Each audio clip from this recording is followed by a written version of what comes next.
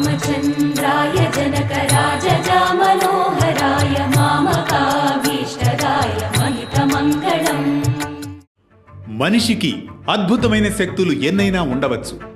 వాటిని ఎక్కడ ఎలా ఉపయోగించాలో తెలుసుకొని ఆత్మ నిగ్రహం ఎలా పాటించాలో తెలియజేసే రామాయణంలోని అద్భుత ఘట్టమే సీతాశక్తి.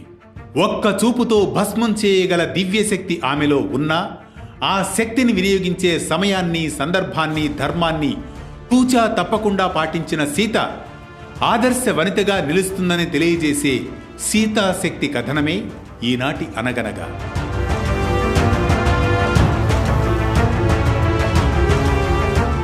అనగనగా అది త్రేతాయుగం. సీతాదేవి శ్రీరాముణ్ణి వివాహం చేసుకుని తన అత్తమామల ఇంటికి వచ్చిన సందర్భమది. అయోధ్య రాజప్రాసాదంలో ఆనందం వెల్లివిరుస్తున్న క్షణాలు. తమ ఇంటికొచ్చిన కోడలు చేసే వంట వార్పు, చూపే ఆదరణకు సంబంధించిన ఘట్టాలు. గృహిణిగా సీత తొలిసారి కుటుంబానికి పాయసం వడ్డిస్తుంది. సీత చిరునవ్వుతో, ఇదిగో మునివర్యులారా, స్వయంగా చేసిన పాయసం, ప్రేమతో శ్రద్ధతో వండినది, దయచేసి ఆస్వాదించండి, కడుపు నిండా స్వీకరించండి అంటుంది. అప్పుడు ఓ మునిపుంగవుడు, అమ్మా సీతమ్మ, నీ అంకిత భావం పావనమైనది. నీ చేతి నిండా లక్ష్మీకృప కనిపిస్తోంది. తల్లి శతమానం భవతి అంటూ ఆశీర్వదిస్తాడు. అందరూ అదేవిధంగా సంతృప్తితో స్వీకరిస్తూ ఉంటారు. ఇదే సమయంలో ఆ ప్రదేశంలో భోజనం స్వీకరిస్తున్న వేళ ఒక్కసారిగా బలమైన గాలి వీస్తుంది. అందరూ తమ విస్తళ్లను గాలి నుండి కాపాడుకోవడానికి చేతులు అడ్డుపెట్టుకుంటూ ఉంటారు. ఆ సమయంలో దశరథుని విస్తరిలో వడ్డించిన పాయసంలో ఓ చిన్న గడ్డి ముక్క పడుతుంది. ఆ గడ్డి ముక్కను చూస్తుంది సీతాదేవి. సీత తీక్షణంగా ఆలోచిస్తూ, ఈ గడ్డి మొక్కను ఎలా ఎత్తాలి? చేతితో తీసిన పవిత్రతకు హాని కలుగుతుంది కదూ, కానీ ఇది గౌరవ విశేషంగా వడ్డించిన భోజనం, ఏం చేయాలి అని ఆలోచిస్తూ ఉంటుంది. మనసులో సందిగ్ధం. ఆ గడ్డి ముక్కను ఎలాగైనా తీసేయాలని అనుకుంటుంది. అంతే, సీత తన చూపు గడ్డిపై నిలుపుతుంది. దృష్టి ఏకాగ్రతతో తీక్షణంగా చూస్తుంది. ఆమె కళ్ళు నిశ్శబ్దంగా వెలుగుతాయి.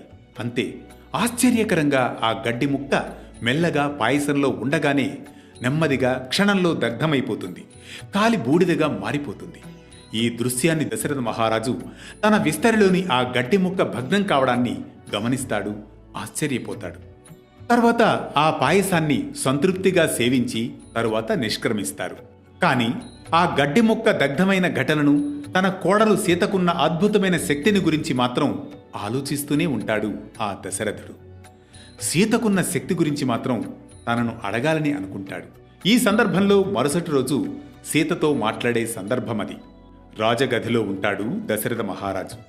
అమ్మా సీతమ్మ, ఓ విషయాన్ని నీతో ప్రస్తావించాలమ్మా, ఇటురా అంటాడు. ఆజ్ఞాపించండి మామగారు అంటూ సీత తన మామగారు దశరథ మహారాజు ముందు నిలుస్తుంది. అమ్మా, ఆ రోజున నువ్వు పాయసం వడ్డిస్తున్నప్పుడు నేను దూరంగా చూశాను ఒక అద్భుతాన్ని. నీకున్న శక్తియుక్తులను చూసి ఆశ్చర్యపోయానమ్మా. నా విస్తరిలో ఒక చిన్న గడ్డి ముక్క పాయసంలో పడినప్పుడు నీ తీక్షణమైన చూపుతో భస్మం చేసావు తల్లి. అది అనుకోకుండా జరిగింది మామగారు.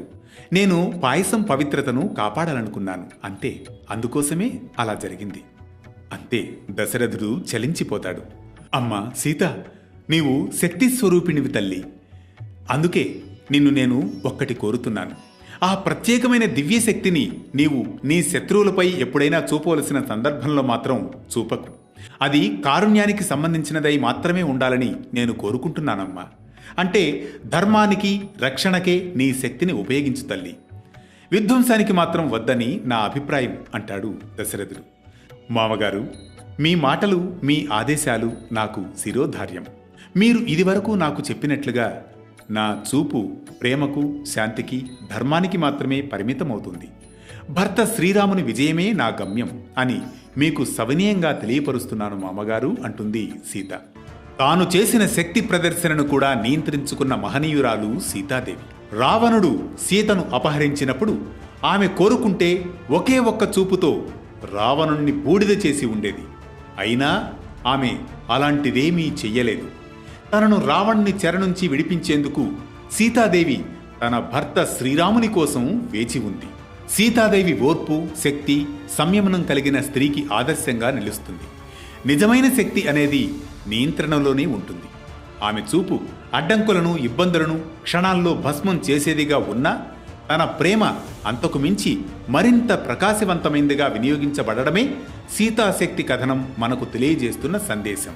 రామాయణం మౌనంగా ఉండదు, మనకెన్నో సందేశాలతో నడుస్తూనే ఉంటుంది. ధర్మయాత్రకు విరామం లేదు. రేపటి కథనంకై మళ్ళీ కలుద్దాం వేటూ న్యూస్తో.